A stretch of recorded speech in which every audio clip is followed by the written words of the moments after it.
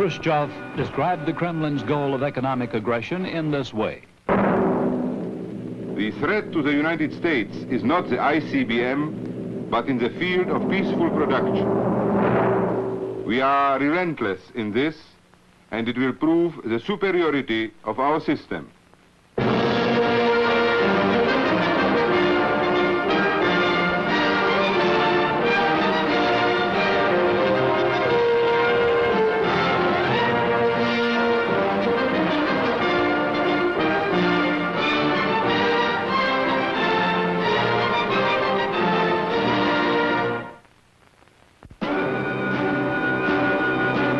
This is Berlin, the Brandenburg Gate. Nikita Khrushchev slammed shut the last gate still open between the Soviet Empire and the free world. Why? Because before the wall went up, about 1,700 captive people every day showed their contempt for communism by leaving East Germany through that only remaining exit to freedom. Today, 1 billion people, 1/3 of the world population, are dominated by communism. In less than 20 years, the communists have captured approximately 1/4 of the world's territory. The speed of communist expansion is startling. The communists are working to carry out their master plan for world domination by every means at their disposal. Threats, power politics, propaganda, subversion, military force, and economic pressures. On the economic battlefront, the free world still holds the lead. In the production of steel, cement, crude oil, and electric power, the Western nations are still ahead. But what of the future? 5 years, 10 years from now. The Kremlin's strategic purpose in controlling the East European economy is to bolster the Soviet war economy, to add to the Kremlin's military and industrial buildup, to provide a surplus of goods and technicians. By these means, the Kremlin hopes to wage more effective economic warfare against the West and subvert the new countries. East Europe offers the Soviet Union that potential extra economic and military strength which could mean the margin of victory for them in their goal of world conquest. But Khrushchev has a problem in East Europe. The people there are overwhelmingly nationalistic, deeply religious, and anti-communist. That is why the Russians must maintain 26 divisions in East Europe and why Berlin is ringed by a wall. Ever since communist armies overran East Europe, the Soviets have been trying to brainwash the people to make them willing slave labor for the Kremlin. But they haven't succeeded. And one big reason why is the work of Radio Free Europe. For over 11 years, Radio Free Europe has been the free world's strongest counter-voice to communism in East Europe, one of the few offensive instruments available to the West in the Cold War, one of the few ways we can effectively put pressure on the communists. For 18 hours a day to Poland, Czechoslovakia, and Hungary, and for 5 hours a day to Romania and Bulgaria, Radio Free Europe is on the air refuting communist lies, nullifying the effects of their propaganda with legitimate news analysis, religious services, exposés of communist methods, and programs about the free world and the democratic system. In a real sense, Radio Free Europe is a free press in the enemy camp. Radio Free Europe regularly monitors about 50 communist radio stations and news services, strikes back hard and fast at Kremlin propaganda. Radio Free Europe deals heavily with the internal affairs of the communist bloc, often bringing listeners news of their own countries that the communists conceal from the people. The accent in programming is on news. Every hour on the hour, there is a 10-minute news summary, followed by world press reviews, commentaries, and news analysis. Such programs make up roughly 50% of RFE's broadcast schedule.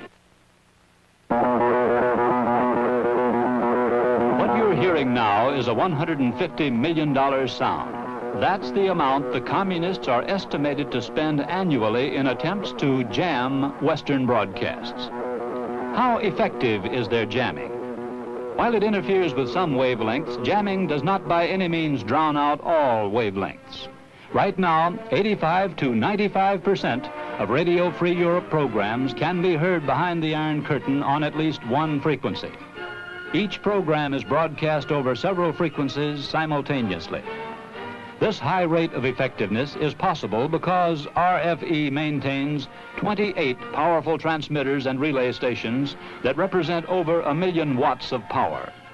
More than half the families in the captive countries own radio sets capable of receiving Western broadcasts. Hundreds of interviews are conducted every year with refugees and travelers from behind the Iron Curtain. In recent surveys, to the question, did you listen to Western broadcasts in your country, more than 80% of these people replied yes. 70% had listened to RFE. Where figures do not tell the whole story, events do. For example, when Richard M. Nixon visited Warsaw as vice president, the communist radio made only a minor announcement that he would be in Warsaw. But Radio Free Europe was on the air night and day with full details of the visit, including time schedules and the route Nixon would take from the airport to the city. That route was jammed with hundreds of thousands of Poles who turned out to cheer the vice president with a tumultuous reception that far outdid the drummed-up affair the communists had just staged for a Khrushchev visit. Letters from behind the Iron Curtain testify to the impact and effectiveness of Radio Free Europe. Typical is this letter from a Czechoslovakian listener. Listening to Western broadcasts has become our daily bread. The intensity of listening increases with events of international or worldwide importance. The most listened to station, of course, is Radio Free Europe because of its all-day program. East Europe is Khrushchev's stepping stone in his overall plan to dominate the Western world and eventually to destroy free enterprise. Without the captive people's resistance to communism, the Soviet Union would go a long way toward achieving its goal. In time, these people and their countries would be completely integrated into the Soviet system and economy. Soviet pressures would then penetrate Western Europe, and the Kremlin would intensify its assault on the political, economic, and cultural life of the entire free world. Communist economic pressures, combined with political, military, and psychological pressures, plus subversion, would present an ever-increasing threat to the free world economy and to our own standard of living. Total Soviet absorption of East Europe would enhance the Soviets' military power. The 450,000 Soviet troops now tied up in keeping their satellites under control would be free further to threaten the Western world and to promote Khrushchev's plan for world domination. Complete success for Khrushchev in East Europe would also mean a political, social, and moral victory for the Soviet Union in other parts of the world.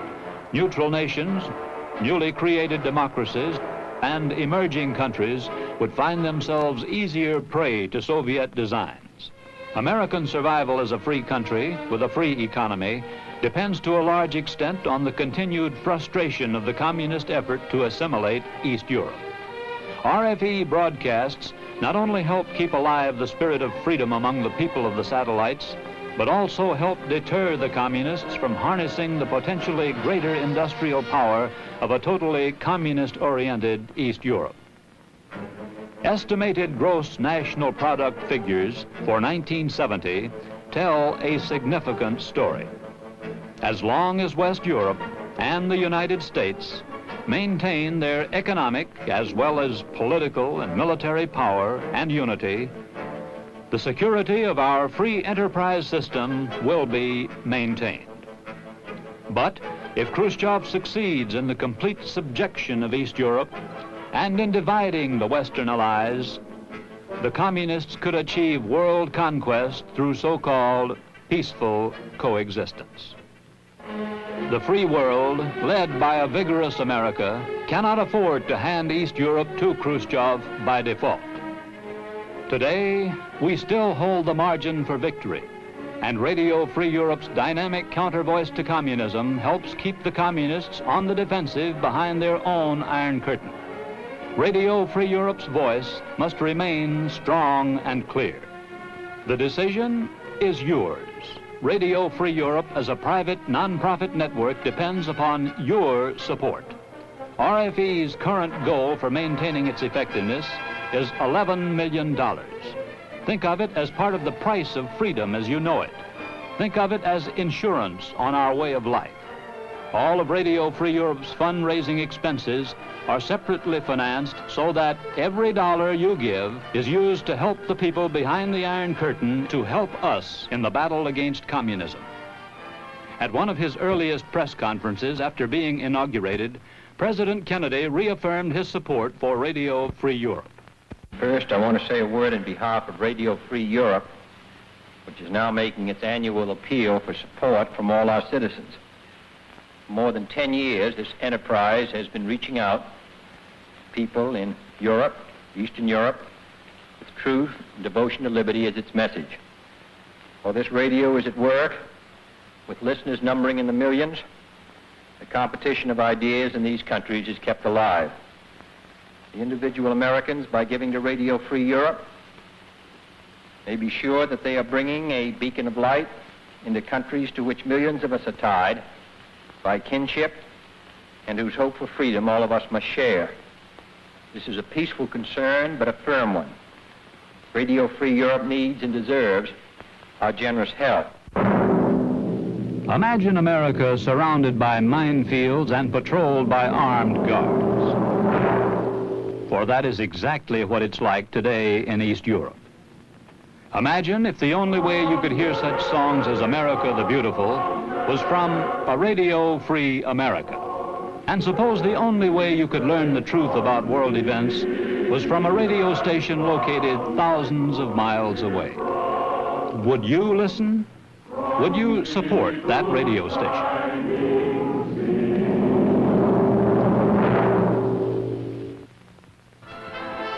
Send your contribution today to Radio Free Europe Fund, Box 1962, Mount Vernon, New York. That's Radio Free Europe Fund, Box 1962, Mount Vernon, New York.